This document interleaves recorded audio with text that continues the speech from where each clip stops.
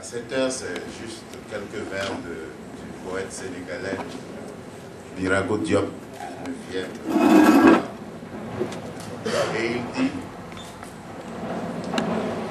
écoute plus souvent les choses que les êtres. La voix du feu s'entend. Entends la voix de l'eau.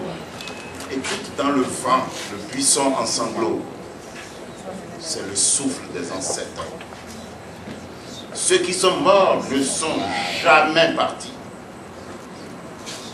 Ils sont dans l'eau qui coule, ils sont dans l'eau qui dort. Ils sont dans le sein de la femme. Ils sont dans la case, ils sont dans la foule. Les morts ne sont pas morts. Et si les morts ne sont pas morts, c'est parce que il y a des magiciens du langage.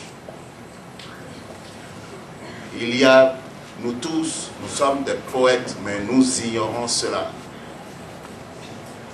Nous manions la langue. Et en maniant la langue, nous disons l'immensité de nos espoirs. Nous disons tous les jours, de manière prosaïque, parce qu'il faut manger, parce qu'il faut avancer, parce qu'il faut étudier.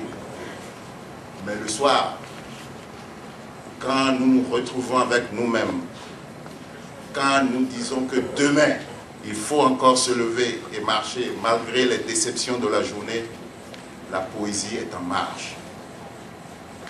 Ce que mes collègues qui sont venus de partout, du monde entier, ceux qui sont venus vous dire, c'est que, en fait, vous n'allez pas lire nos œuvres.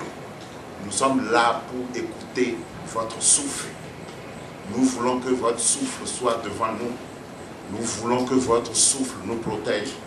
Nous voulons qu'en retournant d'où nous venons, nous puissions emporter du Bénin des images, que nous puissions emporter des sonorités, que nous puissions emporter une musicalité qui va aider notre inspiration. Je crois que notre sœur qui est venue de Martinique et qui nous avait quittés il y a si longtemps, en foulant la terre béninoise, elle est venue nous dire: je suis venu chercher mes racines, je suis venu chercher mon identité. Et notre frère qui est venu de Suisse, quand il est venu avec notre chaleur, alors qu'il vient des montagnes suisses et qu'il a froid là-bas, nous lui avons apporté un peu de chaleur, un peu de joie. Et tout à l'heure, notre frère, le foufou guitariste, vous l'avez vu, on n'a jamais joué de la guitare comme ça. Et je crois que vous devez l'applaudir.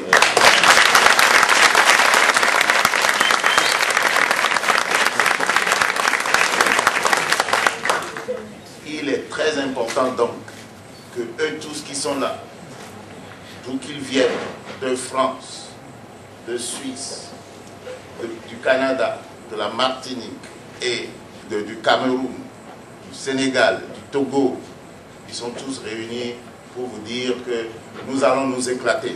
Nous allons demander à la langue française de ne plus être parlée comme tout le monde parle cette langue. Nous allons tordre le cou à la langue française. Nous allons l'obliger à parler fond. Nous allons obliger cette langue.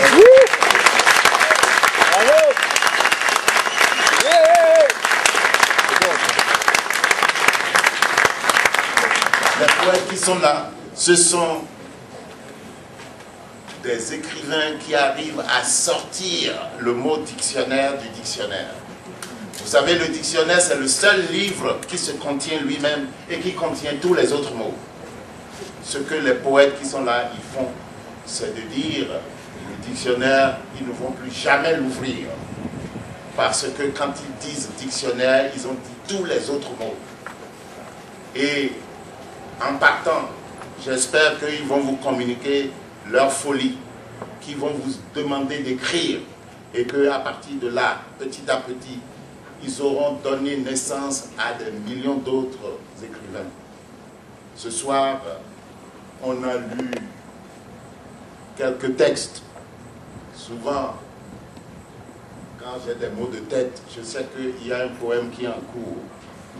Dorénavant, quand vous aurez des migraines, sachez qu'il y a un poème chez vous qui demande à parler. Et prenez votre plume et écrivez ce poème-là. Je vous remercie. Bravo.